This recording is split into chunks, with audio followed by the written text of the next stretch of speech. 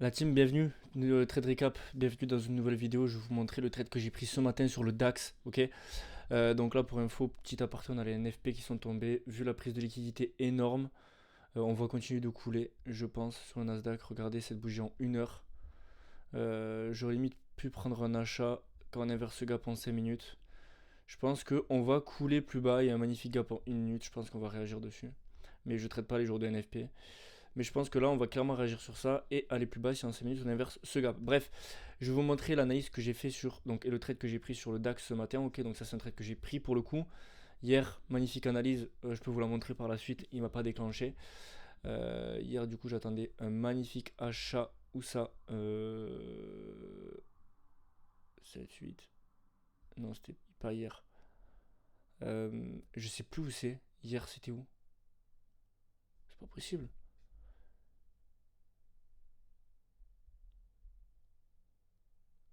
Ah oui, il y avait ce trade à l'achat là qui aurait été TP et après retournement, prise de liquidité, mais je vais vous montrer le trade du jour.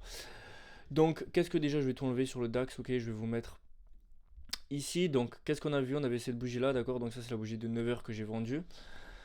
On a vu tout d'abord, donc moi je note mes high, mes low de liquidité et j'ai vu, je l'ai dit en live avant que ça bug, qu'on avait un gap en 1 heure ici. Ok, cette bougie, si elle inversait, cette bougie, qu'elle cassait par le haut, je pensais qu'on allait aller plus haut, chercher ses liquidités, puis potentiellement celle-là. On l'a pas inversé et au lieu de ça, on a pris quoi? On a pris cette liquidité.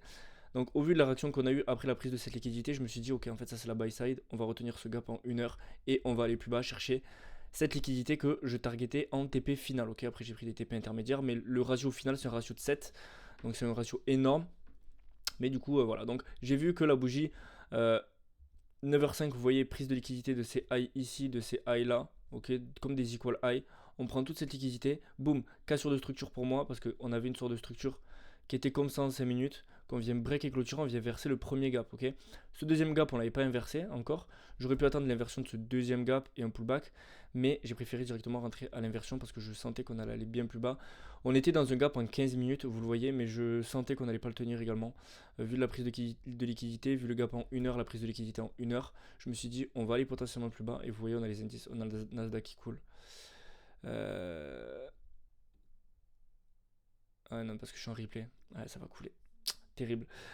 Du coup, ce que j'ai fait, c'est que après, je suis allé, j'ai attendu une cassure de la structure. J'ai envoyé aux membres, je vais vous montrer pour pas dire ouais, tu fais après coup. Non, ok. Donc là, on avait ce magnifique gap en 1 minute. C'est aussi un gap en 3 minutes et un gap en 2 minutes. J'ai vendu au top ici. Pour le coup, j'ai vraiment le top. Donc c'est cool. Avec un stop ici. Et le ratio final, j'ai un ratio de plus que ça. Normalement, j'ai un ratio de 7 au total. Ah, mais je crois que c'est parce qu'attendez.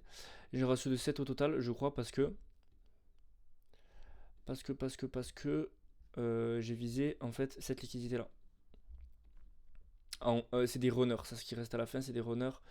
J'ai un ratio même plus que 7 ou 8 à peu près.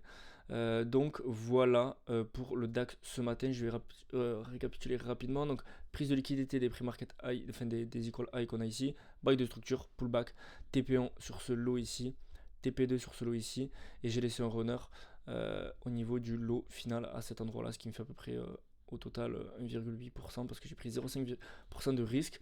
Donc voilà, le trade du jour, il était juste magnifique, juste sublime, ça fait plaisir. Hier, il était magnifique, mais j'ai pas eu le temps de le prendre, il est parti sans moi. C'est magnifique ce genre d'analyse, vous voyez, sweep de liquidité, boum, on va chercher la liquidité. En clôture, on va chercher la liquidité. On sweep cette bougie là, boum, on va plus bas.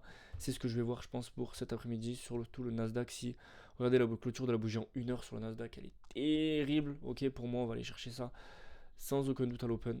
À part si en 4 heures c'est un sweep, mais vous voyez, on sweep ça d'abord. Priorité à la tendance, on suit d'abord ça. Ouais, je pense qu'on va aller plus bas sur le Nasdaq. Peut-être que je me trompe et j'espère me tromper. Vous voyez, les NFP, c'est tout le temps la même chose. En fait, on pourrait limite les trader. Je les trade pas parce que c'est beaucoup volatile, c'est très volatile. Vous voyez, prise de liquidité dans ce gap en 1 heure, on prend ces high. On inverse le fair value gap en 5 minutes. Là, on revient sur un gap en 3 minutes. Et limite, je pourrais prendre un trade en direct, mais je vais pas le faire parce que, encore une fois, je trade pas les NFP. Et c'est pas encore l'open. L'open, elle est dans 30 minutes. Mais ce gap en 3 minutes, vous voyez, je pense que ça va très bien tenir. Et on va aller directement chercher cette liquidité là sans aucun doute, je pense. Donc voilà, c'était Max, c'est tout pour ce trade recap. Je vous dis à la prochaine, à la semaine prochaine pour de nouveaux trade recap. Sinon, vous avez tout dans la description, toutes mes infos. Ciao.